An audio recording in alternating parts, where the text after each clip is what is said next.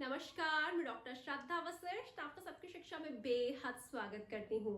बहुत से पेरेंट्स जो डीजी कैटेगरी यानी कि डिसएडवांटेज ग्रुप में आते हैं और दिल्ली के प्राइवेट स्कूलों में अपने बच्चों का निःशुल्क शिक्षा प्राप्त करवाने के लिए दाखिला करवाना चाहते हैं RTE यानी कि राइट टू एजुकेशन के माध्यम से, वह मुझसे सवाल कर रहे हैं कि मैम हम चाहते हैं अपने बच्चे का दाखिला EWS फ्रीशिप कैटेगरी के तहत करवाना, तो क्या हम ये करवा सकते हैं कि नहीं। तो आपको मैं बताना चाहूंगी कि जो EWS फ्रीशिप कैटेगरी होती है वह उन लोगों के लिए होती है जो EWS कैटेगरी के तहत आते हैं।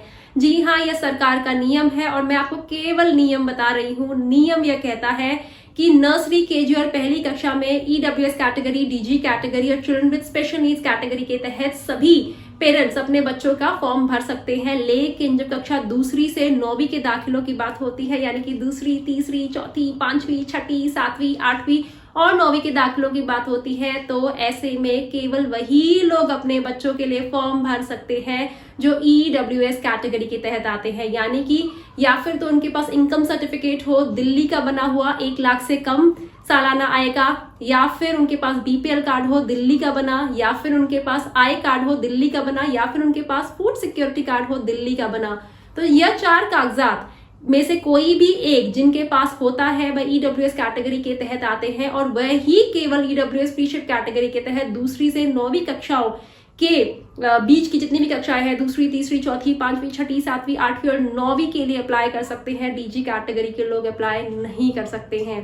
यह नियम है और मैं आपको केवल नियम की जानकारी दे रही हूँ और उम्मीद करती हूँ आपको ये समझ आ गया होगा कि यदि आप DG कैटेगरी के तहत आते हैं तो नर्सरी, केजी और पहली कक्षा में अपने बच्चों का दाखिला करवाने के लिए आप फॉर्म भर सकते हैं। और अगर आपके बच्चों का दाखिला इन कक्षाओं में हो जाता है तो ऑटोमेटिकली जैसे स्कूल में बच्चे आगे बढ़ते चले जाते हैं वैसे आपके बच्चे आगे बढ़ते चले जाएंगे। आपको दोबारा दाखिला करवाने की या दोबारा अप्लाई करवाने की जरूरत नहीं पड़ेगी। उम्मीद करती हूँ जानकारी से आपको लाभ होगा। फिर भी आपके मन में कोई कंफ्यूजन है तो नीचे लिखे कमेंट सेक्शन के माध्यम से आप मुझसे पूछ सकते हैं।